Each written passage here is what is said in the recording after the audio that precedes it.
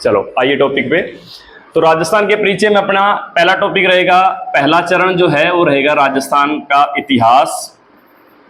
इतिहास में अपने देखेंगे राजस्थान का नामकरण कैसे हुआ, राजस्थान का नामकरण करने वाले पहले विद्वान कौन थे, उसके बाद किसने नाम दिया राजस्थान को, राजस्थान किस किस प्रकार 1947 के बाद अपने वर्तमान स्वरूप में सामने आया। ये अपना रहेगा राजस्थान का इतिहास चरण के अंदर। फिर उसके बाद अपने पढ़ेंगे सामान्य जानकारी राजस्थान की।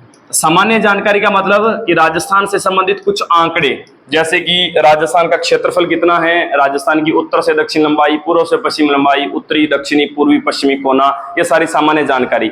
फिर आएगा अपना लास्ट पार्ट, राजस्थान की चारों तरफ की स्थलीय सीमा, क्योंकि राजस्थान एक लैंडलॉक स्टेट है, चारों तरफ से भूमि से घिरा हुआ भाग है, तो चारों तरफ इसके स्थलीय सीमा लगती है। लेकिन स्थलीय सीमा को दो पार्ट में बांटा गया है। एक साइड तो राजस्थान से लगते हैं राज्य, 5 राज्य, और एक तरफ लगता है पाकिस्तान देश। तो इसको हम दो भाग में बांटेंगे। जहां राज्य लगते हैं उसको कहते हैं अंतरराज्यीय सीमा, और जहां पर पाकिस्तान से सीमा लगेगी वो कहलाएगी अंतरराष्ट्रीय सीमा। इन 3 चरणों में अपना ये पूरा टॉपिक रहने वाला है, जिसमें से अपना पहला चरण शुरू करते हैं राजस्थान का इतिहास। तो इतिहास में सबसे पहले आएगा कि राजस्थान शब्द का उल्लेख या राजस्थान का उल्लेख सबसे पहले कौन से शिलालेख से मिला था। तो ये आपको पिछली कक्षा में भी बताया था। यहाँ 2 शिलालेख आते हैं, कौन कौन से, गोसुंडी शिलालेख और बसंतगढ़ शिलालेख। तो राजस्थान शब्द का उल्लेख हमें सबसे पहले मिलता है, वो मिलता है गोसुंडी शिलालेख से। और गोसुंडी शिलालेख कहां से मिला हुआ शिलालेख है, कहां का शिलालेख है ये, गोसुंडी, चित्तौड़गढ़ का शिलालेख है। और सबसे पहले राजस्थान शब्द का उल्लेख इस शिलालेख से हुआ था 532 ईस्वी। उसके बाद एक शिलालेख और आएगा, बसंतगढ़ शिलालेख। राजस्थान शब्द का दूसरी बार उल्लेख मिलता है बसंतगढ़ शिलालेख से, और यह शिलालेख कहां से मिला था, सिरोही से। और इसका भी टाइम ध्यान रख लीजिएगा, 625 ईस्वी। तो सबसे पहले तो राजस्थान शब्द का प्राचीन समय में इन 2 शिलालेखों में उल्लेख मिलता है। उसके बाद आते हैं अपने राजस्थान के नामकरण पर, कि राजस्थान का नामकरण किस किस प्रकार, और आज जो राजस्थान का नाम है ये किसकी देन है। तो नामकरण में सबसे पहले आएगा सर्वप्रथम नामकरण। सर्वप्रथम नाम किसने दिया और क्या नाम दिया। तो नामकरण में सबसे पहला नाम किसने दिया था अभी, तो नामकरण में सर्वप्रथम उनका नाम है जॉर्ज थॉमस। जॉर्ज थॉमस ने नाम क्या दिया, तो इन्होंने राजस्थान को राजपुताना नाम दिया। तो चाहे 2 प्रकार के प्रश्न है, राजस्थान का सर्वप्रथम नाम क्या था, राजपुताना, दिया गया है जॉर्ज थॉमस ने। कब दिया, तो 1800 ईस्वी में ये नामकरण इन्होंने किया था। लेकिन हमें इसके लिखित प्रमाण कब मिलते हैं, 1805 में लिखित प्रमाण। और 1805 में कौन सी पुस्तक में ये प्रमाण मिलते हैं, पुस्तक का नाम क्या है जिसमें हमें ये प्रमाण मिलते हैं राजपुताना शब्द के, the military memoirs of Rajasthan, ये है पुस्तक का नाम।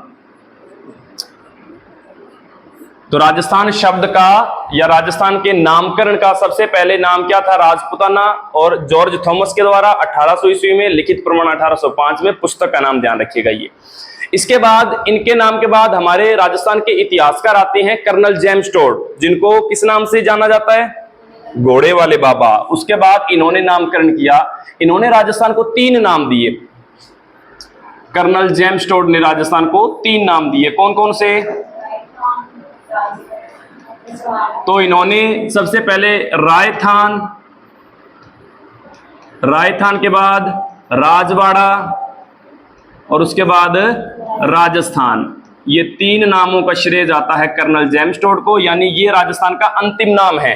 और ये तीनों नाम कर्नल जेम्स टोड ने कब दिए, 1829 में। विशेष तौर पर इनकी पुस्तक का नाम याद रखिएगा, क्योंकि वर्तमान नामकरण राजस्थान है, जो कौन सी पुस्तक में उल्लेख मिलता है, तो इनकी पुस्तक थी the annals of antiquities Rajasthan, of antiquities Rajasthan. इस पुस्तक के अंदर उल्लेख मिलता है कौन से शब्दों का, रायथान, राजवाड़ा या राजस्थान, किसके द्वारा? कर्नल जेम्स टोड के द्वारा। कब? 1829 में। ये हो गया नामकरण कंप्लीट। अब नामकरण के बाद आते हैं कि राजस्थान राज्य को एक राज्य के रूप में संवैधानिक दर्जा कब प्राप्त हुआ। तो ये मैंने आपको पिछली कक्षा में बताया था कि जब हमारा संविधान लागू हुआ, हमारे 1947 में हमें स्वतंत्रता मिली। स्वतंत्रता के बाद हमने संविधान निर्माण कार्य शुरू किया। संविधान निर्माण होकर हमारा संविधान लागू हुआ 26 जनवरी 1950 में। तो हमने आजादी से पहले जो व्यवस्था हुआ करती थी राजतंत्रात्मक व्यवस्था, उसको हमने बदलकर लोकतांत्रिक व्यवस्था अपनाई और साथ में संघात्मक शासन को अपनाया। लोकतांत्रिक व्यवस्था का अर्थ है कि एक तो अब हम हमारी सरकार स्वयं चुनेंगे वोटिंग के द्वारा। संघात्मक का अर्थ क्या है कि ये देश है, इस देश को हम राज्यों में विभाजित करेंगे। राज्यों में विभाजित करके हर एक राज्य की अलग अलग सरकार होगी, राज्य सरकार, और पूरे देश की एक सुप्रीम सरकार होगी, केंद्र सरकार। दोनों सरकारें मिलकर देश को चलाएंगी, अर्थात इसी व्यवस्था को क्या कहते हैं? संघात्मक शासन व्यवस्था। बाद में आगे चलकर संघात्मक में एक तीसरी सरकार और जुड़ जाती है। कौन सी? केंद्र सरकार, राज्य सरकार। ये तो शुरू से ही थे, संविधान लागू हुआ था उसी समय से। तीसरी सरकार बाद में संविधान संशोधन करके कौन सी? स्थानीय सरकार, स्थानीय शासन, जिसमें पंचायती राज और नगर पालिका, नगर परिषद शहरी क्षेत्रों में, और ग्रामीण क्षेत्रों में ग्राम पंचायत, पंचायत समिति। तो पंचायती राज लागू किया था अपनों ने। तो इसके लिए जरूरी क्या था कि अब देश को किसमें बांटा जाए? राज्यों में। जो पहले किसमें बटा हुआ था? रियासतों में बटा हुआ था। रियासतों का विलय किया जाए भारत के अंदर। भारत को पहले अखंड बनाया जाए। अखंड बनाने के बाद भारत के भाषा के आधार पर अलग अलग राज्य बनाए जाए। ये काम हुआ। तो इसी में यहां पर प्रश्न आपका रहता है कि राजस्थान को संवैधानिक दर्जा कब प्राप्त हुआ। तो संविधान लागू होने के साथ ही राजस्थान को क्या मिल गया था? संवैधानिक दर्जा। और संवैधानिक दर्जा मिला है 26 जनवरी 1950 को। अब ये कंफर्म हो गया कि राजस्थान नाम का एक राज्य होगा, इसे संवैधानिक दर्जा मिल चुका है। अब जब भी राज्य बनता है तो क्या किया जाता है? एक कमेटी बनाई जाती है, जिस कमेटी का काम क्या होगा? वो कमेटी डिसाइड करेगी राज्य का नाम क्या होगा, राज्य की राजधानी कहां होगी, राज्य का हाईकोर्ट कहां होगा, ये सब चीजें। तो राजस्थान राज्य के नामकरण के लिए एक क्या बनाई गई थी? कमेटी बनाई गई थी। किसके लिए? कमेटी का काम क्या था? नाम सुझाव, नाम सुझाव कमेटी। और इस कमेटी का नाम क्या था भी? पी सत्यनारायण राव समिति। पी सत्यनारायण राव समिति। अब इस समिति ने सिफारिशें दी। सिफारिशें यानी कि बताया, क्या बताया? कि इस राज्य का नाम क्या होगा। ये इसकी सिफारिशें हैं कि राज्य का नाम तो होगा राजस्थान। राजस्थान की राजधानी कहां होगी? यानी जो चीजें आज हैं वो सिफारिशें सारी इस पी सत्यनारायण राव समिति के द्वारा दी गई थी। राजस्थान की राजधानी होगी जयपुर। राजस्थान का हाईकोर्ट कहां होगा? जोधपुर। मुख्य पीठ जोधपुर में है, ध्यान रखिएगा। लेकिन हाईकोर्ट, दो पीठ है हाईकोर्ट की, एक जोधपुर के अंदर भी है और एक जयपुर के अंदर भी है। मुख्य पीठ है वो जोधपुर के अंदर है। और राजस्थान का राजस्व मंडल या राजस्व मंडल विभाग कहां होगा? तो ये अजमेर के अंदर है।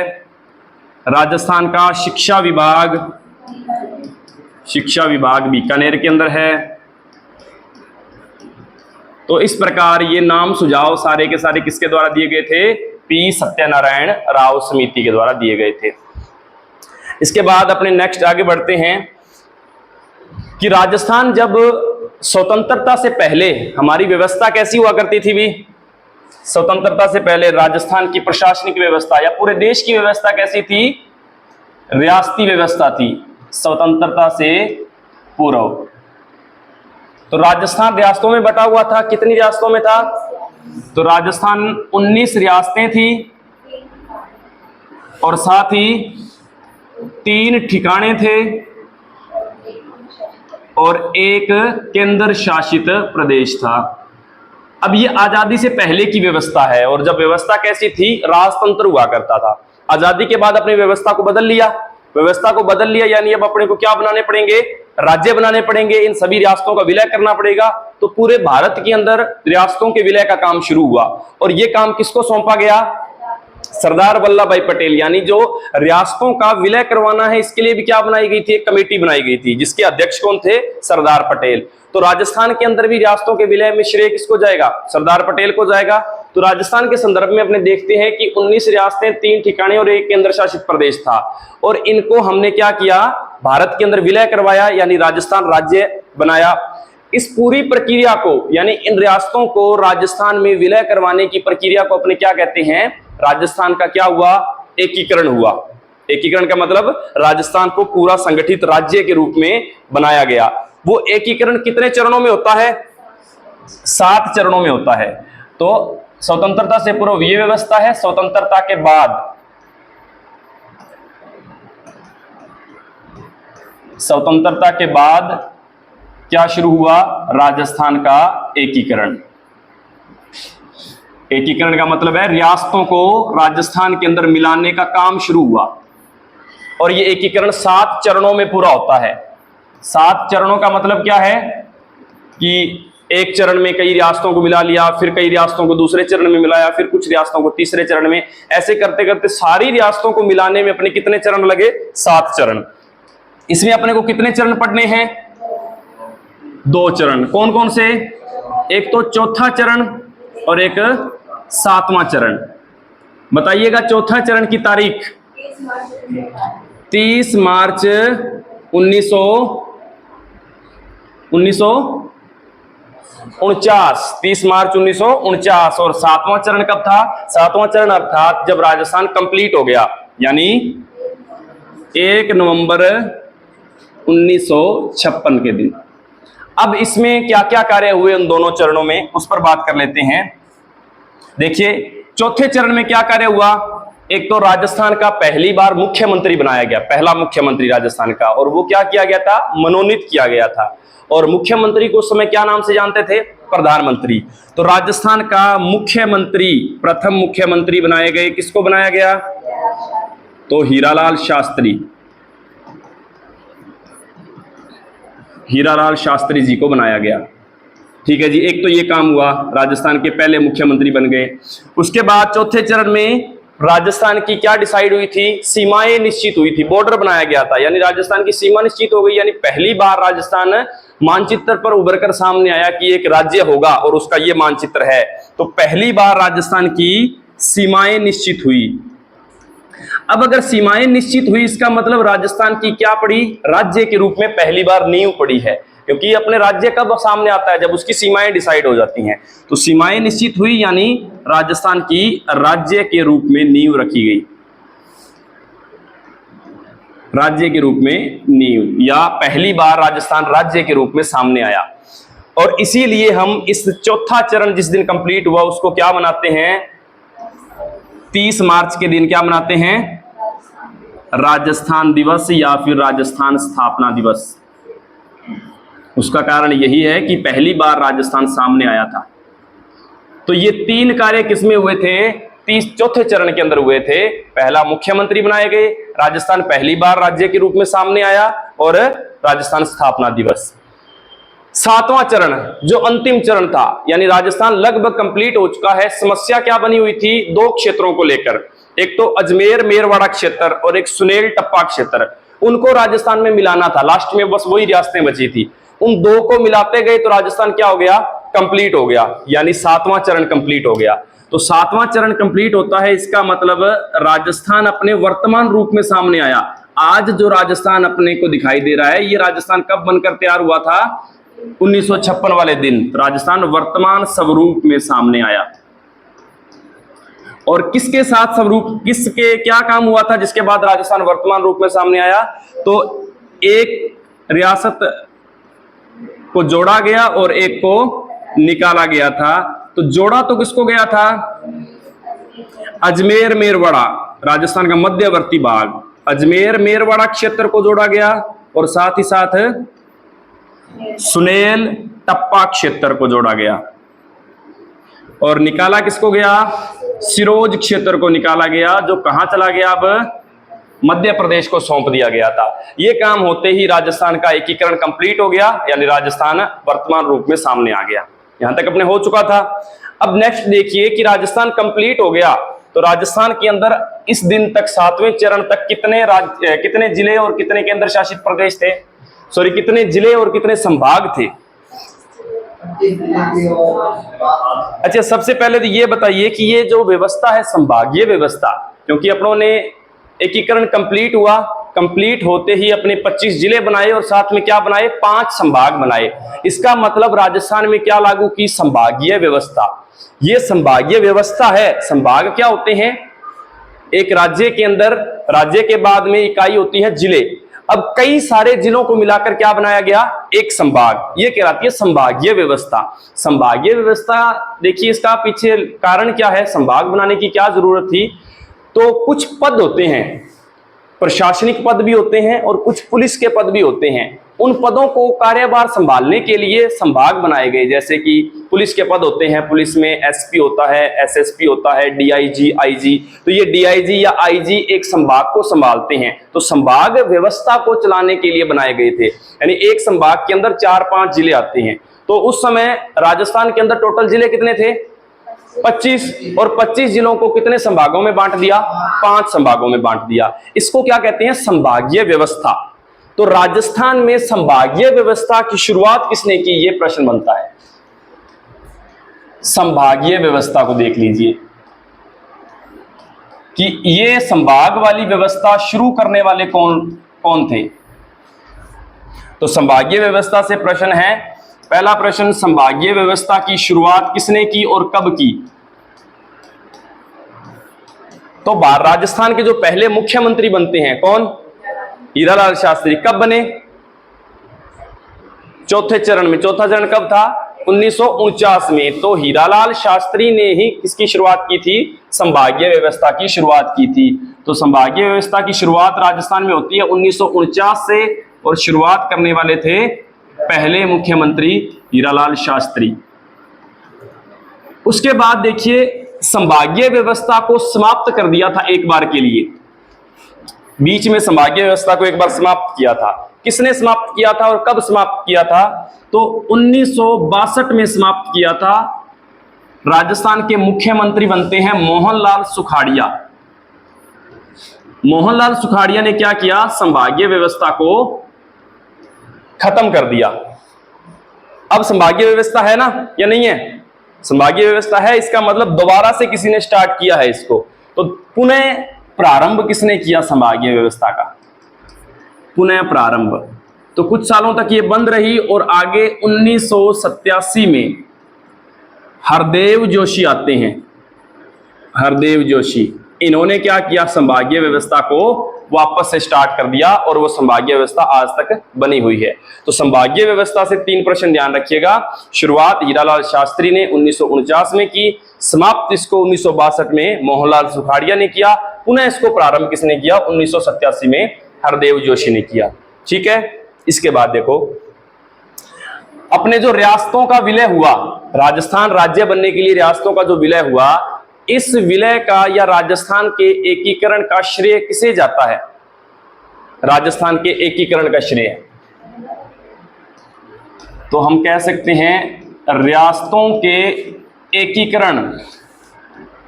एकीकरण के लिए क्या बनाई गई थी, एक कमेटी बनाई गई थी। उस कमेटी के अध्यक्ष कौन थे? तो सरदार वल्लभ भाई पटेल। तो सरदार पटेल को अगर प्रश्न ऐसे आ जाए कि रियासतों के विलय का श्रेय किसे जाता है, तो भी सरदार पटेल, और उस कमेटी के अध्यक्ष भी कौन थे? सरदार पटेल। लेकिन राजस्थान के अंदर एक रियासत आती है आबू देलवाड़ा। आबू देलवाड़ा जो सिरोही का क्षेत्र है ना आज राजस्थान के अंदर, ये क्षेत्र देखिए, आज ये क्षेत्र है सिरोही वाला, ये आबू देलवाड़ा रियासत हुआ करती थी। इस रियासत को पहले गुजरात में शामिल हो रही थी ये रियासत, इसको राजस्थान में मिलाने का काम किसने किया था? तो राजस्थान में मिलाने का श्रेय जाता है फजल अली को। एक व्यक्ति थे फजल अली, जिन्होंने इस आबू देलवाड़ा रियासत को किस में मिलाया था? राजस्थान के अंदर मिलाया था, जिसके कारण आज ये सिरोही जालौर वाला क्षेत्र राजस्थान का हिस्सा है। तो ये भी ध्यान रखना, वैसे सभी रियासतों को मिलाने का श्रेय तो सरदार पटेल को जाता है, लेकिन स्पेशल आबू देलवाड़ा को, आबू देलवाड़ा रियासत के विलय का श्रेय, विलय की सिफारिश भी इन्होंने की थी, ध्यान रखिएगा। कि आबू देलवाड़ा रियासत को राजस्थान में मिलाया जाए, इस बात की सिफारिश भी फजल अली ने की थी और उस रियासत के राजा को मनाया भी फजल अली ने था। तो ये फजल अली का नाम आता है इस रियासत के लिए, सिफारिश भी और मिलाने का श्रेय भी। ठीक है, ये अपने कुछ एक नाम हो गए, एक तो संभागीय व्यवस्था वाला और एक ये रियासतों को मिलाने वाला। अब अपने 1 नवंबर 1956 को जब राजस्थान का एकीकरण पूरा हुआ तो कितनी रियासतें हैं कितने राजस्थान के अंदर जिले हैं और कितने संभाग हैं? तो 1 नवंबर 1956 तक राजस्थान में बनाए गए 25 जिले और 5 संभाग। और संभाग के नाम मैंने आपको बताए थे, 5 संभाग कौन कौन से थे? देखिए 5 जिलों की बात अपने आगे करेंगे। 5 संभाग थे, बीकानेर, जयपुर, जोधपुर, उदयपुर और कोटा, कोटा तथा उदयपुर। ये तो बनाए गए थे 5 संभाग और 25 जिले थे। इसके बाद 1 नवंबर 1956 वाले दिन ही, इसी दिन क्या बना था? एक नया जिला बना था और एक नया संभाग बना था। नया जिला भी बना और उसी को क्या बनाया था? नया संभाग भी बनाया था। यानी ये कितने नंबर का जिला होगा? जिला तो होगा ये 26वां और संभाग कौन सा होगा? ये 6ठा। और ये कौन सा था? अजमेर। राजस्थान का 26वां जिला भी अजमेर और 6ठा संभाग भी अजमेर। कब बनाया गया? 1 नवंबर 1956 को। क्योंकि 1 नवंबर 1956 को किसको मिलाया गया था राजस्थान में? अजमेर मेरवाड़ा को मिलाया गया था। मिलाते ही उसको जिला भी बना दिया अजमेर को और संभाग भी बना दिया। तो अब स्थिति क्या हो गई? जिले कितने हो गए कुल?